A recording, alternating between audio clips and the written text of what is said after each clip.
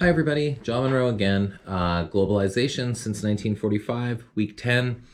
I'm in my office, as you can see, looking forward to today's class on film, which connects in some ways to the class that we had on literature before. I'm looking very forward to the discussion of Salt of the Earth, the classic 1954 film. I won't say anything more about it because at this point I imagine you've all seen it. And we'll be putting that in conversation with Sarah Jaffe's piece in the New York Times on the unexpected afterlife of American communism, and Keeanga Yamahtta-Taylor's essay in the New Yorker, Until Black Women Are Free, None of Us Will Be Free. And so we'll think about, neither of these essays speak to the film directly, so we'll do some work in class to think about the connections between the film and the essays, and thinking about what theoretical concepts can look like through film. Of course, as usual, I'll be picking up the conversation afterwards in monologue form and continuing that on my way home. So again, I'm on campus. I'll head back along the canal. I have my bicycle today, so I will walk my bike to the canal, and hopefully I'll be able to do that and film myself carrying on the conversation a bit from there. So more for me in a bit after class. Okay, hi everybody. Got my bike outside the arts building, and I'm gonna walk over to the train station and make my way along the canal from there. So another great conversation in the MA seminar today on the film Salt of the Earth, and a couple of articles, one in the New York Times by Sarah Jaffe and the other by Keeanga Yamahtta-Taylor in the New Yorker. So two topics, I guess, this week, and they might seem very different, but they're actually very deeply connected: intersectionality and film. So thinking about the theoretical concept. So let me talk a little bit about intersectionality, maybe a little bit in general first, a term that that you all know something about, and perhaps quite a bit more than me. Let me just say a little bit to give it some context, and then I'll turn to a little bit of a connection of thinking about intersectionality and Salt of the Earth, and then maybe a few more comments about maybe some other films connected to some other themes, a little bit like what I did with literature. So, okay, so the term comes from the legal theorist Kimberly Crenshaw in her massively influential, so important article demarginalizing the intersection of race and sex from 1989. And what Crenshaw was concerned with, and again, you may well know the article, what Crenshaw was concerned with was I guess we could say, the predicament that black women found themselves dealing with before in dealing with the courts. This is again a legal a journal that appeared, an article that appeared in a law journal, and it's about it's a legal context to intersectionality. So that's important to just remember, that the coinage of the term comes in a context of thinking about law in the United States. And so this is about of course, impossibility of a separation between race and sex in the courts. And so for black women, they are obviously black and women, and how the courts are not don't recognize this legally, or are ill-equipped to think theoretically about the implications of this. Now, we might also want to situate Crenshaw's intervention in legal theory as part of critical race theory, which is a body of thought, again, which also comes out of a legal context in relation to critical legal studies. So critical legal studies was, a conversation, a scholarly and obviously law-oriented conversation around, for the most part, class dynamics and the ways that capitalism structures the legal system, and the ways that class power works in the courts. Critical race theory is in conversation with critical legal studies, and is sort of within and against critical legal studies here, as clearly calling attention to the racial dynamics at play in any kind of discussion of capitalism, and then therefore capitalism in the courts in the United States, and obviously the reverberations of this go well beyond the US as well, if we're thinking theoretically.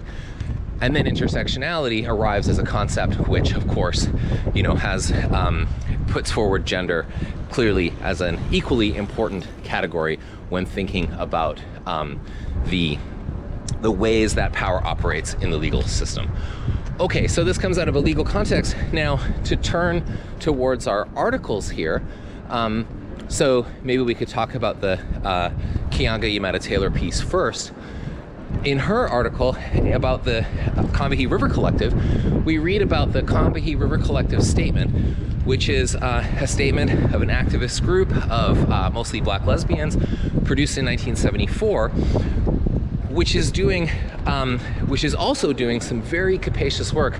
We were talking about this in class, and thinking about locating the Combahee River Collective statement as, an important document in histories of the Black freedom struggle, an important primary source in thinking about histories of feminism, but also very much, a very important document in political theory. You can think, political theory. Think Socrates. You can think John Locke. You can think Karl Marx. You can think the Combahee River Collective as something that belongs in the kind of in any conversation about political theory. So, lots of different ways to think about how this document connects to any number of topics in U.S. history, and very much in terms of many of the papers that you're working on. Okay, so the Combahee River Collective statement, then, as Yamahtta-Taylor points out, it's just there isn't anything kind of quite like it, particularly in its capacity for thinking in intersectional terms before the term is coined.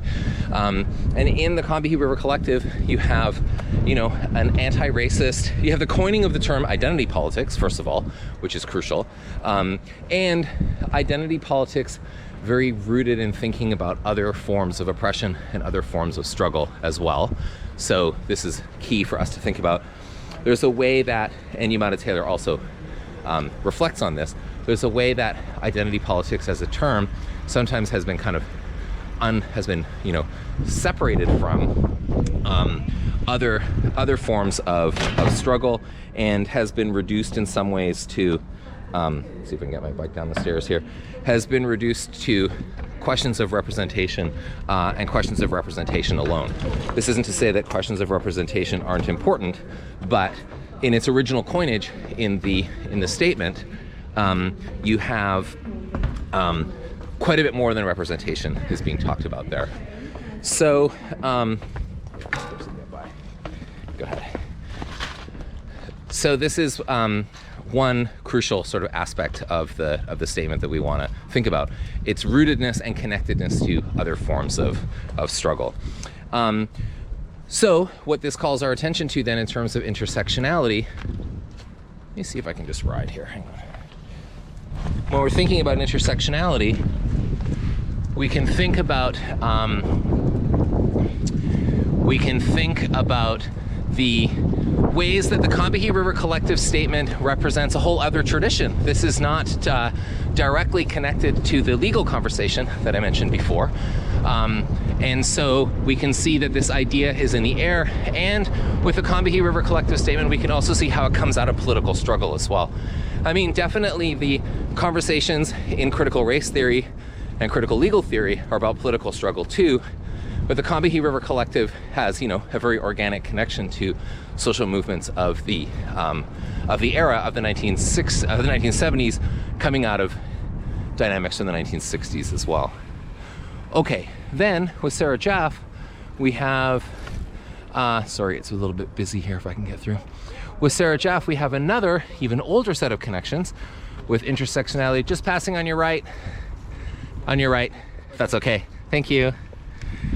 we have another set of connections going back further through US communism to ways of thinking about intersectionality. And here we have, Jaffe very correctly highlights, very appropriately I should say, highlights Claudia Jones as one of the most important thinkers here. And if you look at Jones's articles in the journal Political Affairs in the late 1940s and 1950s, they're just like the Combahee River Collective, they're just so striking in terms of their capaciousness of vision. Okay, so this is now a communist context for thinking about intersectionality, and we can think now about it in relationship to our film. So clearly, in Salt of the Earth, I mean, I was saying this in class, sometimes I think of Salt of the Earth as kind of intersectionality, the movie, and how it brings together so many different dimensions of power, so many gradations of power. Obviously, this is about class struggle because, of course, it's miners and a strike. It's a union struggle, so that's one aspect. Clearly, the gendered aspect is throughout as well, as Esperanza teaches Ramon throughout his development and the plot of the story.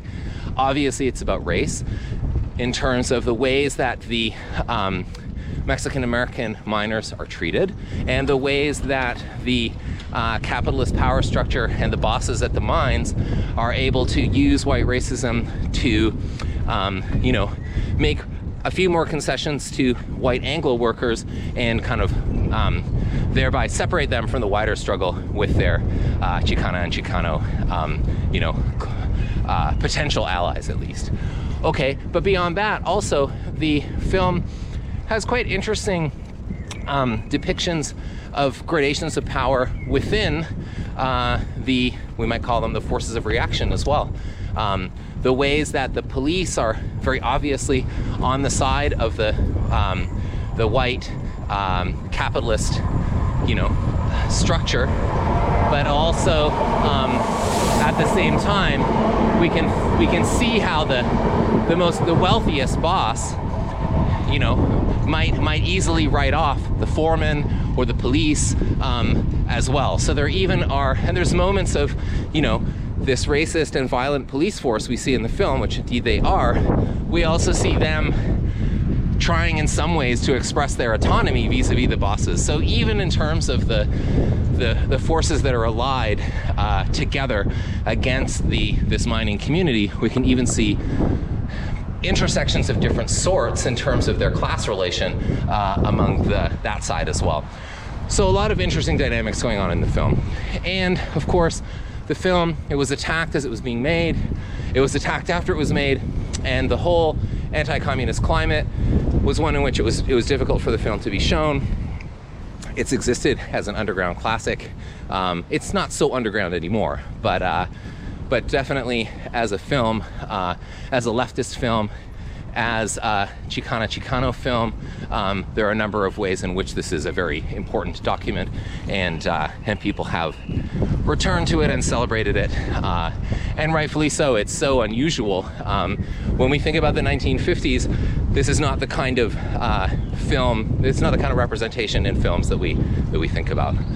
Okay, so this turns us to thinking a little bit then about film more broadly and ways that we can think about how historical themes are portrayed in films, theoretical themes as well. Clearly, again, here we have intersectionality on the screen, as it were, with Salt of the Earth.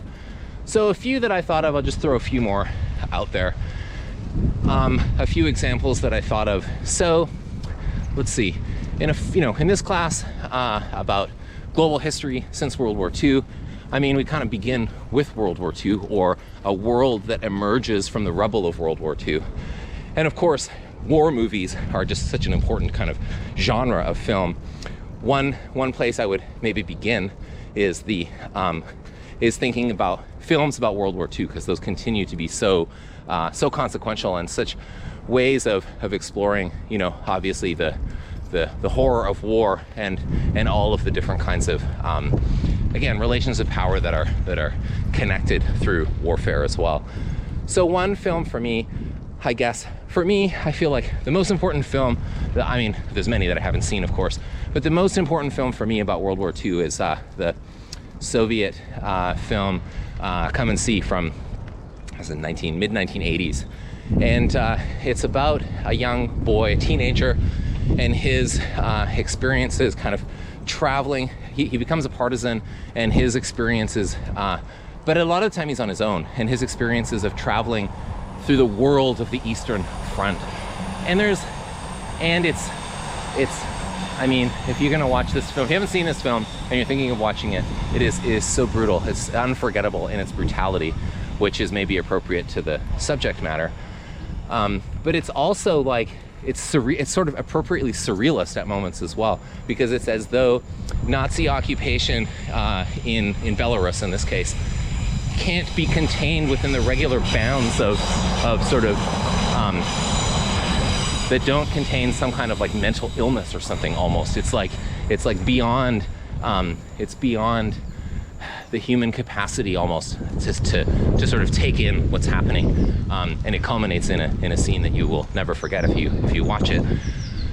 It's also, we can see that movie as part of a tradition maybe of movie, well, not quite a tradition, but there's other important films about the Eastern Front from sort of a boy's perspective. There's the recent film, also so brutal, The Painted Bird, which is a Czech film. It came out a year or two ago, and also about a boy's travels through the world of the Eastern Front, and it's you know, has horrific violence, and is just another way of thinking about World War II and the Eastern Front, and also of course the Holocaust at the same time. And going back further, Tarkovsky's Ivan's Childhood is another like maybe one of the most classic examples of an Eastern Front film, and also again through the eyes of a young boy. Thank you.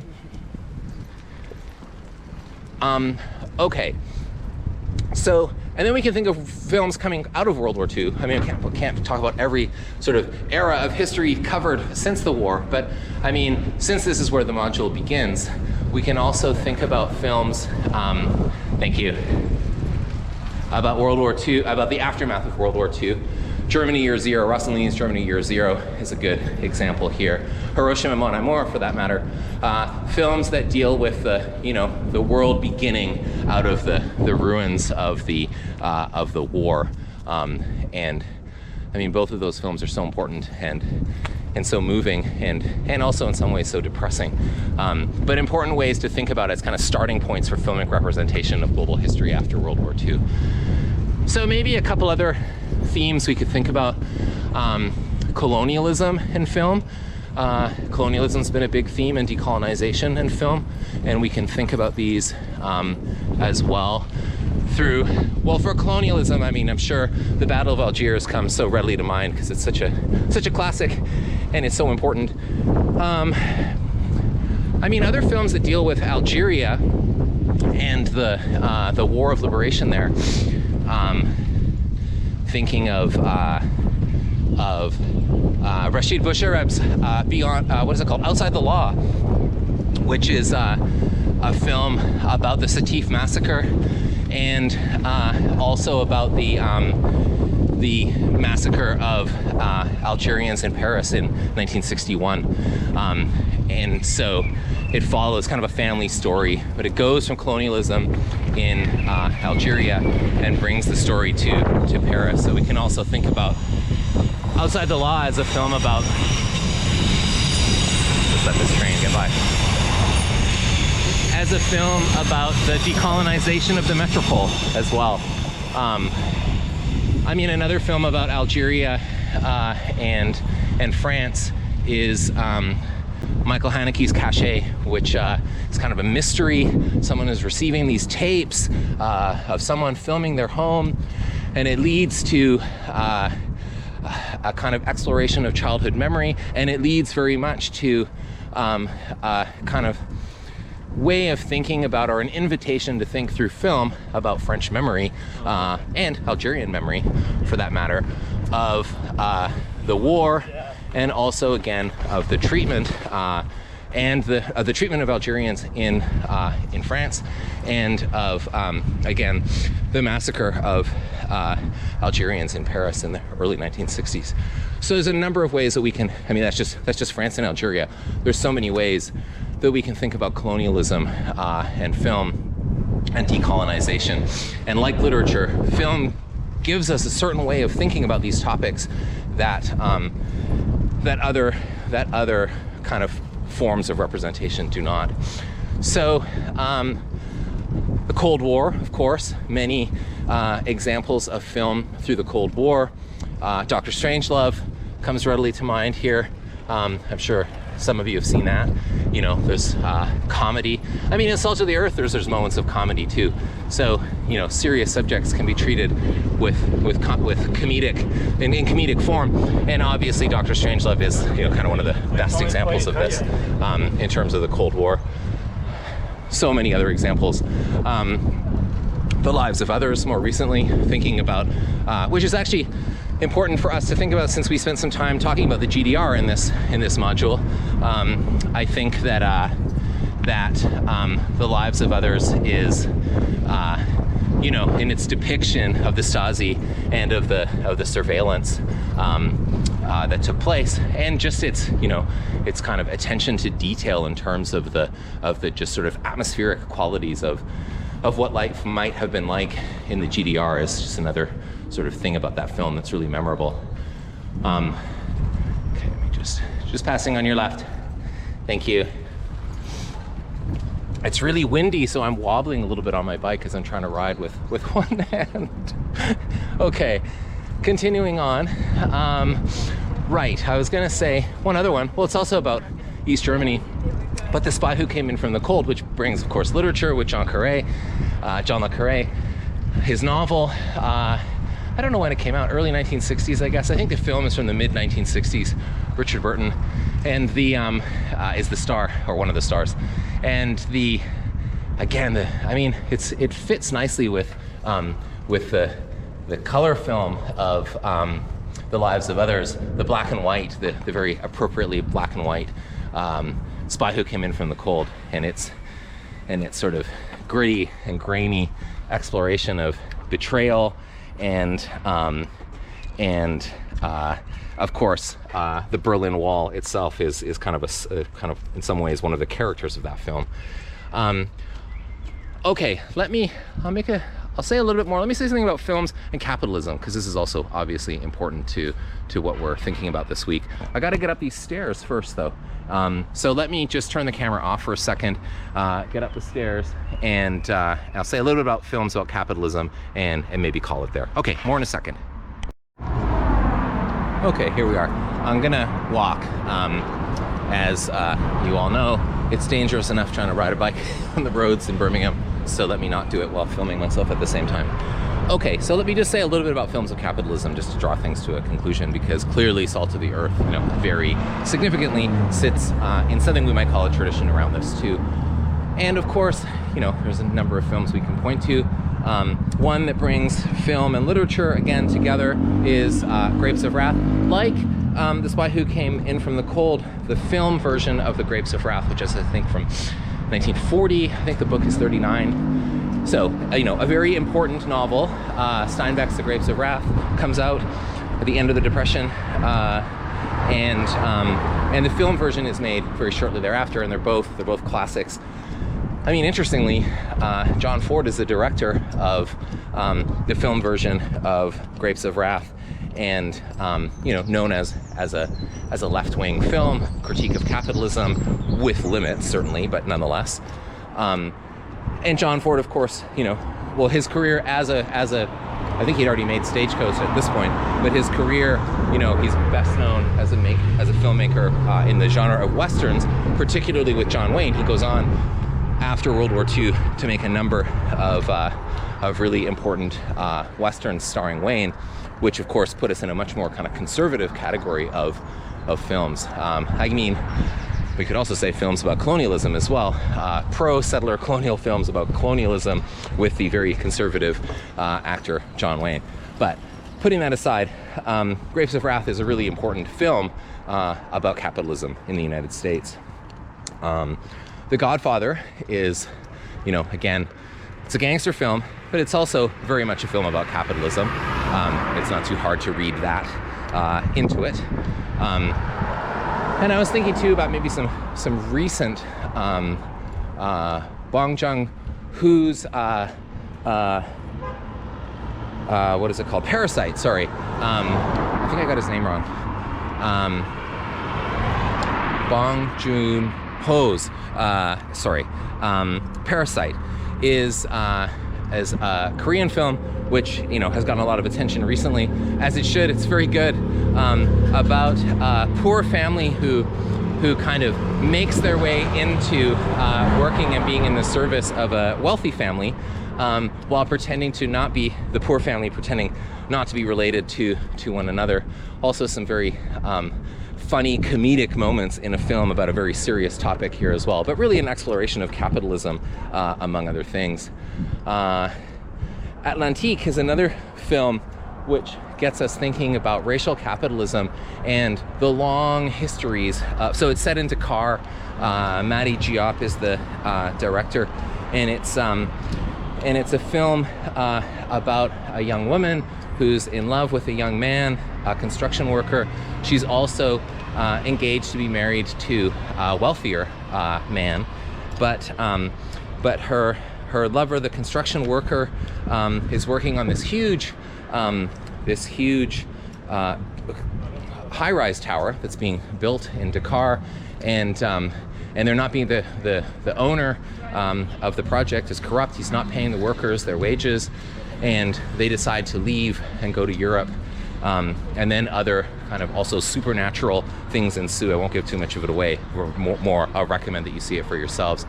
But it's it definitely connects capitalism to racism, obviously, to the long history of exploitation of the African continent.